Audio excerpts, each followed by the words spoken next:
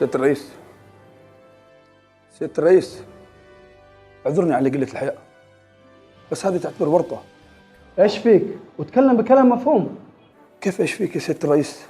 أعلنت الحرب على أمريكا. ايش قلت؟ قلت إنك أعلنت الحرب على أمريكا يا سيادة الرئيس. وايش فيها؟ العالم بيشهد تغيير وأمريكا انتهت. يا سيادة الرئيس، أنت أعلنت الحرب على دول تمتلك سلاح نووي، يا ريتك أعلنت الحرب على دولة من دول أفريقيا. أفريقيا؟ أيوة أفريقيا، أقلها البترول بكفي الطيارات إنها تروح وترجع.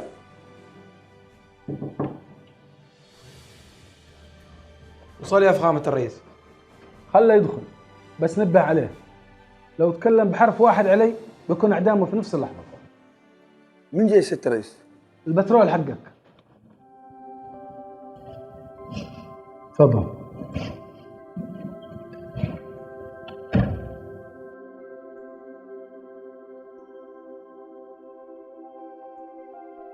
كنك ايش فيك مستغرب؟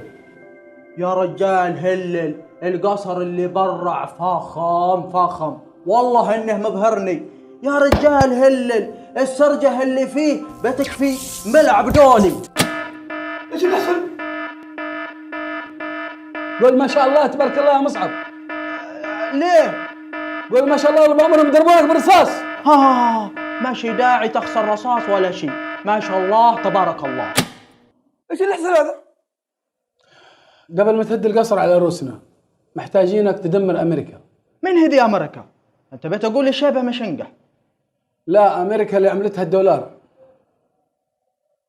عرفتهم، اللي عملتهم خضراء. يا رجال هلل، الخضار اللي في عملتهم أكثر من خضار الشجر.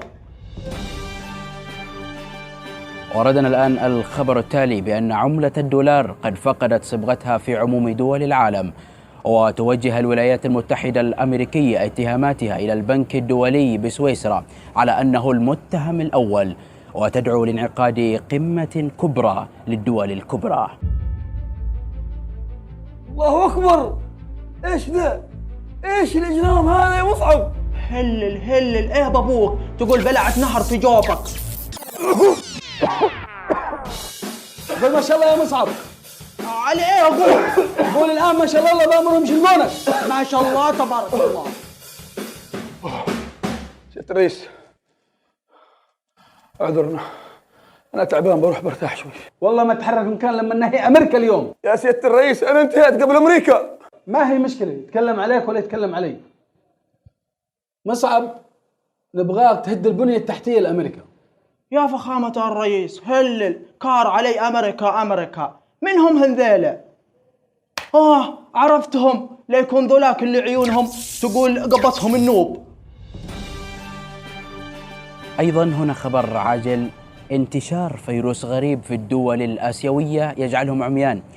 تأتي هذه الظاهرة الغريبة بعد ظاهرة العملة الأمريكية، مما يسبب القلق للدول العظمى، وخصوصا بعد أن أعلن الرئيس اليمني حالة الحرب مع الولايات المتحدة الأمريكية، ويبدو أن الظروف تتهيأ لصالح الشعب اليمني. للمزيد حول هذا الموضوع ينضم معنا عبر سكايب الدكتور والمحلل السياسي أبو يلمبو. طيب ايش المطلوب الآن يا مصعب؟ ولا حاجة يا فخامة الرئيس، انت بس اشر لي على امريكا في الخريطة ومعد عليك بالبال. عيوني الله مصعب، ماله؟ ايش اللي حصل؟ الرجال مات يا سيادة الرئيس. مش معقول، اكيد صار شوية. صلوات سيادة الرئيس، الرجال مات، يقول لك مات. أعزائي المشاهدين، وردنا الآن بأن هناك مؤتمر صحفي عاجل للرئيس الأمريكي، فنذهب إلى هناك.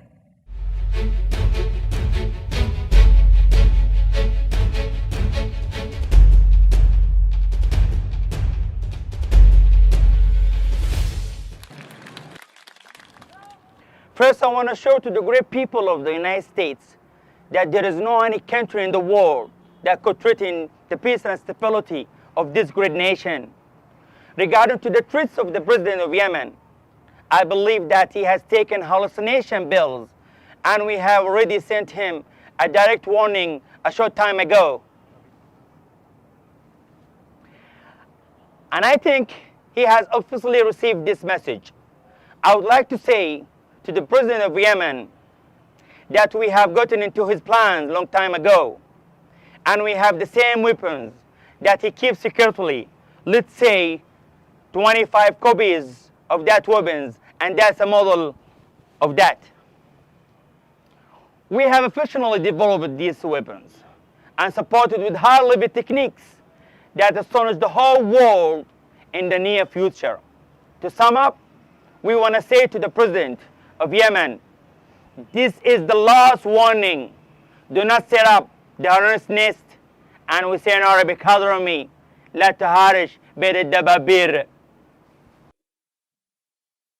سيادة الرئيس، أمريكا طلعت معها 25 واحد في مصعب.